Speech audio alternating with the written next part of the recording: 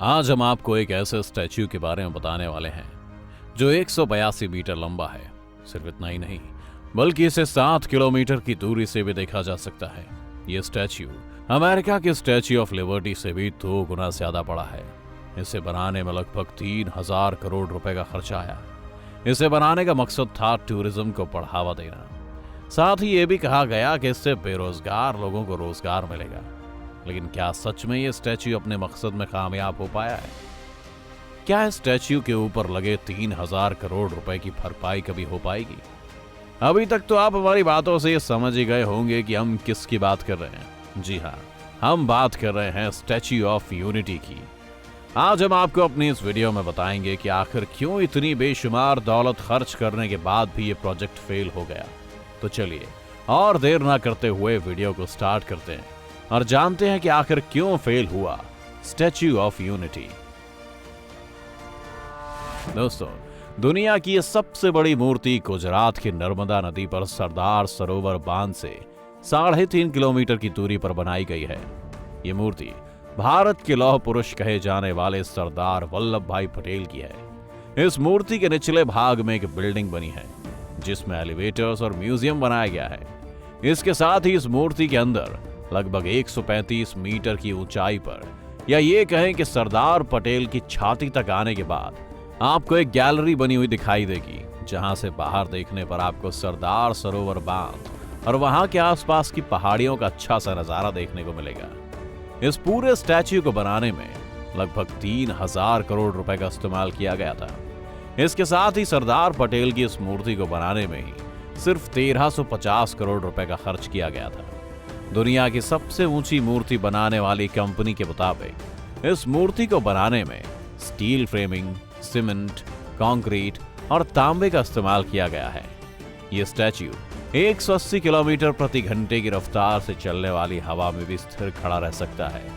इसी के साथ ही यह 6.5 तीव्रता के भूकंप को भी सह सकता है। इस मूर्ति के निर्माण में भारतीय मजदूरों के साथ 200 चीन के कर्मचारियों ने भी इसमें काम किया था। लेकिन आखिर इतनी सब चीजों के बाद भी ये 3,000 करोड़ में बना स्टैच्यू फेल क्यों हुआ? चलिए अब जानते हैं इसके बारे में। अगर हम इस स्टैच्यू के कंपैरिजन की बात करें तो इससे पहले दुनिया का सबसे बड़ा स्टैच्यू चीन में भगवान बुद्ध का बना हुआ है। इस पूरे स्टैच्यू को $55 मिलियन में बनाया गया था, जहां सिर्फ स्टैच्यू की कीमत ही $18 मिलियन थी। अगर देखा जाए तो स्टैच्यू ऑफ यूनिटी को बनाने में लगभग बुद्ध के स्टैच्यू से 10 गुना ज्यादा पैसे लगे हैं।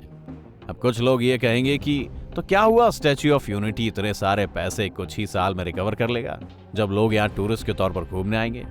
लेकिन अगर आप स्टैच्यू के 1 साल का डेटा देखेंगे तो आपको ये पता चलेगा कि यहाँ शुरुआती 1 साल में सिर्फ 27 लाख टूरिस्ट ही घूमने आए थे और इन टूरिस्ट से जो 1 साल का रेवेन्यू कलेक्ट हुआ वो लगभग 80 करोड़ रुपए था।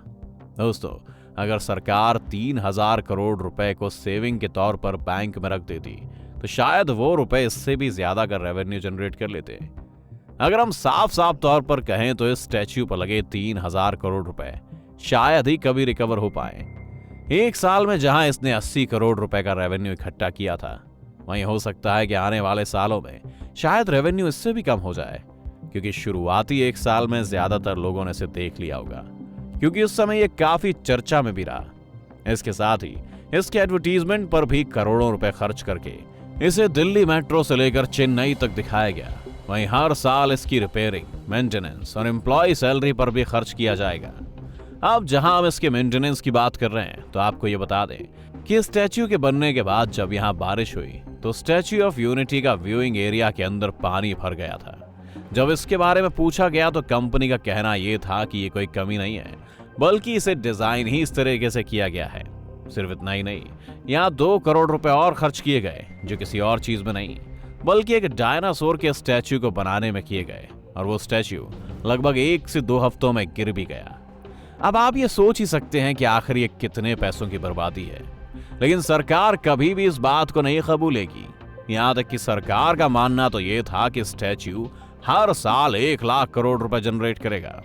अब कुछ लोग हो सकता है ये बोलें कि शायद ये स्टैच्यू पैसे के मामले में अच्छी रिटर्न ऑफ इन्वेस्टमेंट ना हो, लेकिन इसने बहुत से लोगों को रोजगार दिया है।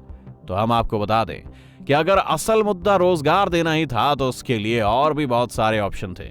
सरकार वहां स्किल डेवलपमेंट सेंटर को ओपन कर सकती थी, तो वहां ज्यादा से ज्यादा लोगों को रोजगार मिलने की संभावना बढ़ जाती। और ये तो हम जानते ही हैं कि कोरोना की वजह से पिछले 2 साल से लगभग ज्यादातर टूरिस्ट डेस्टिनेशन बंद ही हैं। और बात अगर टूरिस्ट डेस्टिनेशन की है तो इससे भी कम कीमत में बहुत से बेहतरीन टूरिस्ट डेस्टिनेशन बने हुए हैं, जिनमें से एक जटायु की प्रतिमा का स्टैच्यू है। इसके साथ ही ऐसे ही बहुत से टूरिस्ट डेस्टिनेशन भी मौजूद हैं। तो दोस्तों, आपको क्या लगता है कि स्टैच्यू के ऊपर 3000 करोड़ रुपए लगाकर सरकार ने कोई गलती की है या नहीं? हमारे साथ अपनी राय कमेंट बॉक्स में जरूर शेयर करें। अगर आपको हमारी आज की वीडियो पसंद आई हो तो वीडियो को ज्यादा से ज्यादा लाइक करने के साथ साथ इसे अपने दोस्तों और रिश्तेदारों के साथ शेयर करना ना भूलें।